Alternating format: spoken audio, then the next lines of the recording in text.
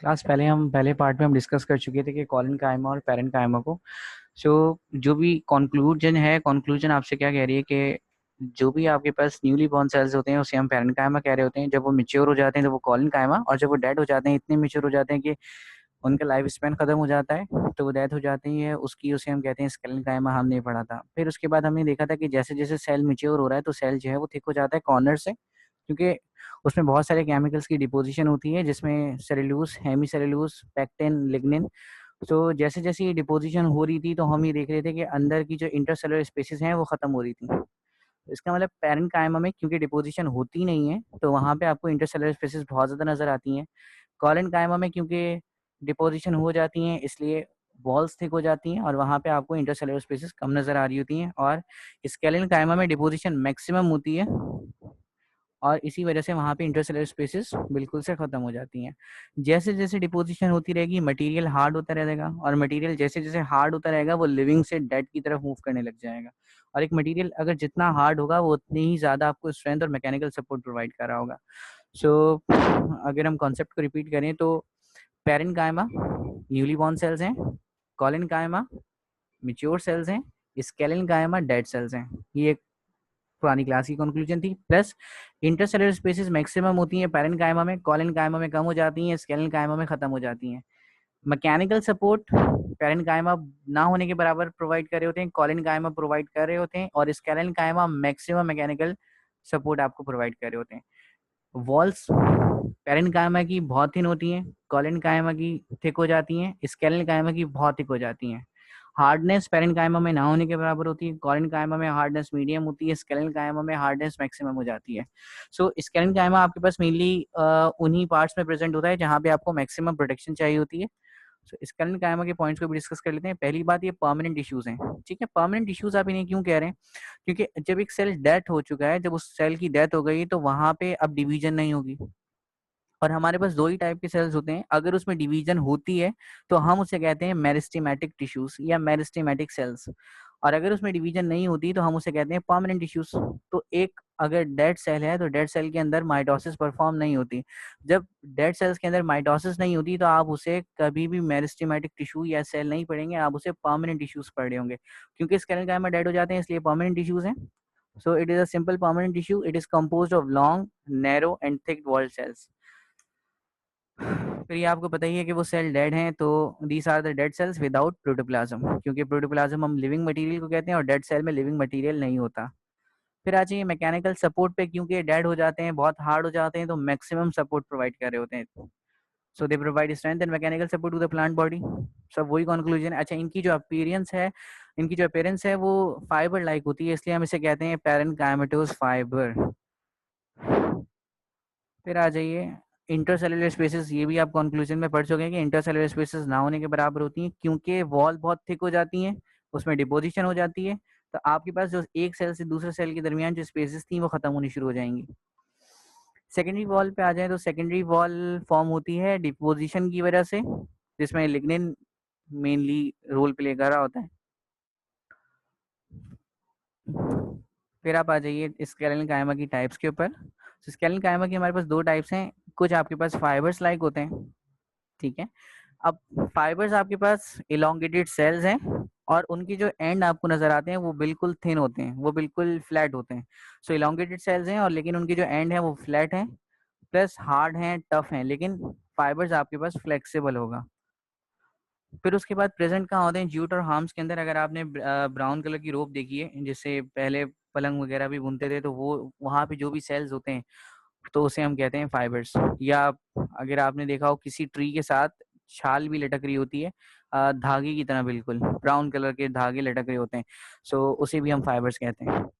फिर आ जाइए स्केलेरेट्स के ऊपर। स्केलेरेट्स आपके पास इरेगुलर शेप होती है, जबकि फाइबर्स की एक पर्टिकुलर शेप होती है, इलोंगेटेड सिलेंड्रिकल शेप। स्केलेरेट्स की कोई शेप नहीं होती, इरेगुलर शेप होती है, हार्ड होते हैं, फाइबर से ज्यादा हार्ड होते हैं, स्ट्रॉन्ग होते हैं। इन्हें हम कहते हैं स्टोन सेल्स। और स्टोन सेल्स आपके पास ज्यादातर प्रेजेंट होते हैं नट्स के अंदर, जिसमें आपके पास वॉलनट आ जाता है, ऑलमंड आ जाता है। ये जितने भी सीड हैं उसके जो कोट है ना आपके पास, जैसे एलमंड का कोट है, वॉलनट का कोट है, सो नारियल कोकोनट के ऊपर जो छिलका होता है वो जो हार्ड सा होता है, तो उसे हम स्टोन सेल्स कहते हैं या स्केलेराइट्स कह रहे होते हैं। लोकेशन को अगर हम देखें तो लोकेशन मेनली कहाँ होती है इनकी, लोकेशन मेनली आपके पास जाइलम के अंदर होती है, और जो मेनली है वो प्राइमरी जाइलम है।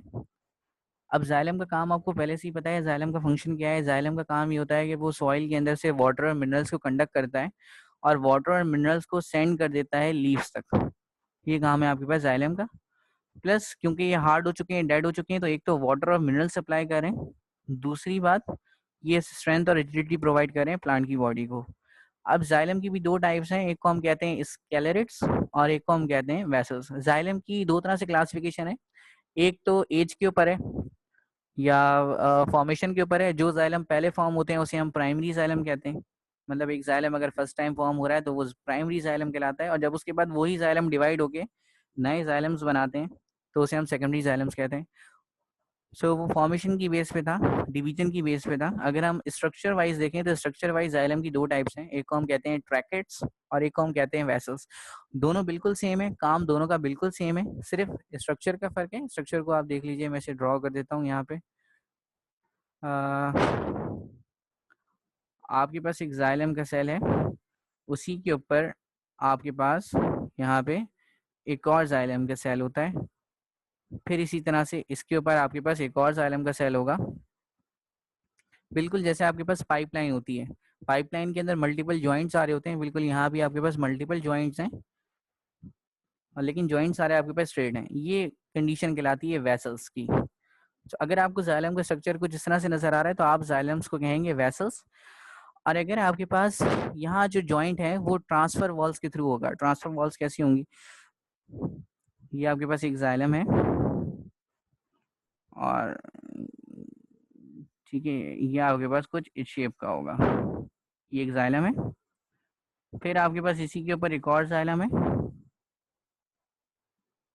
और ये देखें, ये क्या है, ये ट्रांसफर वॉल्स हैं।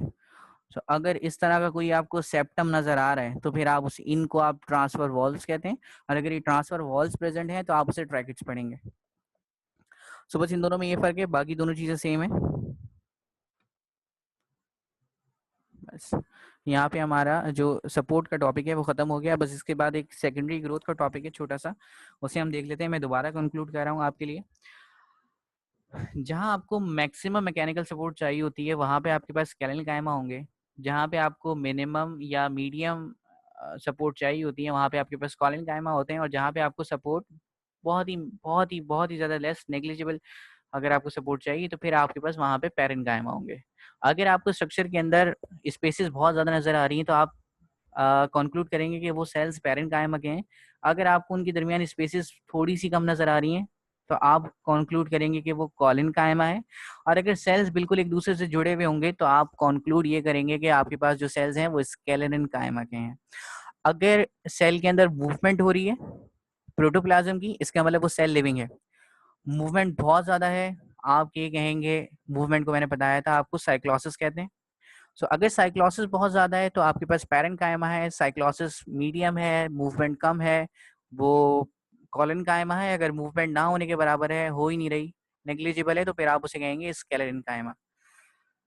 अगर आपको सेल की वॉल्स बहुत थिन नजर आ रही हैं तो आप उसे कहेंगे पैरेंट कायमा। अगर आपको वॉल्स थिकनेस मीडियम नजर आ रही है आप उसे कॉलन कायमा पढ़ेंगे। और अगर आपको काफी ज्यादा थिक सेल नजर आ रहे हैं तो फिर आप ये कहेंगे कि आपके पास जो कल्चर है वो स्केलेटन कायमा का कल्चर है। सो ये कुछ पॉइंट्स हैं, आपको एग्जाम के पॉइंट ऑफ व्यू से 4 पॉइंट्स लिखने हैं, लेकिन मैं आपको यही रिकमेंड करूंगा कि आप कम से कम 6 पॉइंट्स लिखें।